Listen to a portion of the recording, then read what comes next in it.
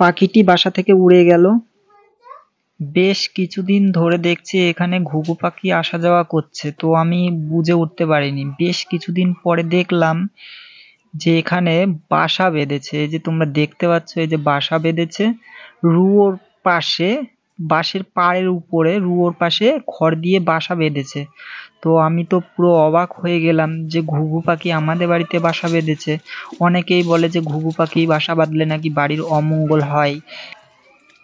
So আমি ভেবে পাচ্ছি না যে বাসাটি আমি কি করব। এই যে তোমরা দেখতে পাচ্ছ এত বড় একটা বাসা বেঁধেছে, প্রচুর কষ্ট করেছে, মুখে করে একটা করে কাটি কিংবা খড় নিয়ে এসে যে এত বড় বাসা বেঁধেছে। তো আমি ভেবে উঠতে পারছি না বাসাটা কি আদৌ আমি ভেঙে দেবো নাকি বাসাটি থাকবে। যে এত কষ্ট করে একটা একটা করে খড় নিয়ে এসে মুখে করে এই যে এত বড় বাসা বেঁধেছে, ভেঙে দিলে কি অবস্থা হবে। তো তোমরা এই যে বুঝতেই পারছো, এই যে পাখিটি চলে এসছে, এই যে তোমরা দেখতে পাচ্ছ, ও দেখো মুখে দেখো কাটি রয়েছে, একটা কুলের কাটা রয়েছে, নিয়ে এসছে মুখে করে বাসা বাঁধার জন্য। তো আমি তো ভেবেই পাচ্ছি না কি করব বাসাটি। এত কষ্ট করে নিয়ে এসে ওরা বাসা বাঁধছে, আমি কি ভেঙে দেবো? কাজটি কি আমার ঠিক হবে কি ঠিক হবে না, আদৌ আমি ভেবে উত্তর পাচ্ছি না। প্রচুর ভেবেছি, বাট কি করব আমি নিজে থেকেই বুঝতে পারছি না। এ তোমরা দেখতেই পাচ্ছ পাখিটি কত কষ্ট করে একটা একটা করে খড় নিয়ে বাসা বেঁধেছে। তোমরা আর যাই বলো না কেন, ঘুঘু পাখি দেখতে কিন্তু বেশ সুন্দর, আর যখন ডাকে না খুবই ভালো লাগে ডাক শুনতে। এত সুন্দর একটি পাখি বাসা ভেঙে দেবো, এটা কিভাবে দেবো আমি বুঝে উঠতে পারছি না।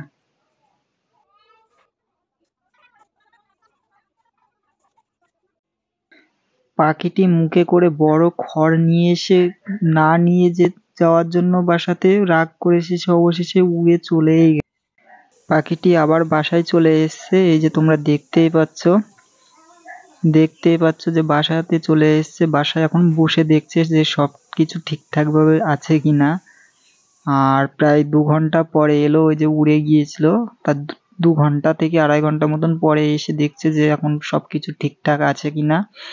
আদৌ বাসাতে আমি কিছু করিনি, আর বাসাতে আমি হাত তো দিইনি, যদিও খুব কষ্ট করে পাখিটি বাসা বেঁধেছে ওই জন্য আমি বাসাতে কোনো ক্ষতি করিনি। তো আমার মন থেকে এটাই বুঝতে পারলাম যে একটা পাখি এত কষ্ট করে বাসা বেঁধেছে, সেই বাসাটি ভেঙে দেওয়া কখনোই ঠিক হবে না, তাতে অমঙ্গল থেকে আরো বেশি অমঙ্গল হবে। তাই বাসাটি আমি কিছু না করে যেমন বেঁধেছে ঠিক সেইভাবেই রেখে দিলাম। আর তার বেশ কিছুদিন পরে দেখছি যে ডিম পেড়েছে 2টো। ডিম পেড়ে এই যে এখন পাখিটি তাওয়া দিচ্ছে, তোমরা দেখতেই পাচ্ছ। আর শেষ পর্যন্ত আমি চেষ্টা করব যাতে খুব ভালোভাবে বাচ্চা দুটোকে বড় করতে পারে। তো আমি তোমাদেরকে এটাই বলতে চাই, কখনো কোনো পাখির বাসা ভেঙে দিবা না বাড়িতে। আর যে যাই বলুক না কেন সবই কুসংস্কার। পাখি বাড়িতে এলে কখনোই অমঙ্গল হয় না। আমার মন থেকে যেটা বলছে যে পাখি কিংবা কোনো জিনিস যদি বাড়িতে এসে কোনো রকম বাসা বাঁধে তাহলে সেটা মঙ্গলই হয়, কখনোই অমঙ্গল হয় না। কারণ পাখি যখন বাসা বাঁধে সে তখন তার খুব পছন্দের একটি জায়গায় খুঁজে নেয় যাতে কেউ তাকে বিরক্ত না করতে পারে, সেই রকম পজিশন দেখেই তারা বাসা বাঁধে। তাই তাদের বাসা ভেঙে দেওয়া কখনোই ঠিক না। আর তোমরা যেসব ফালতু কথা শুনে হয়তো পাখির বাসা ভেঙে দাও, তাদেরকে বলছি তারা কখনোই এই ভুল করবে না, কোনো পাখি বাসায় কখনোই ভেঙে দেবে না। তো আজকে মতন ভিডিওটা এই পর্যন্তই, দেখা হচ্ছে নেক্সট ভিডিওতে। আর তোমরা ততক্ষণ ভালো থেকো, আর ভিডিওটি কেমন লাগলো আশা করি কমেন্ট করে জানিও।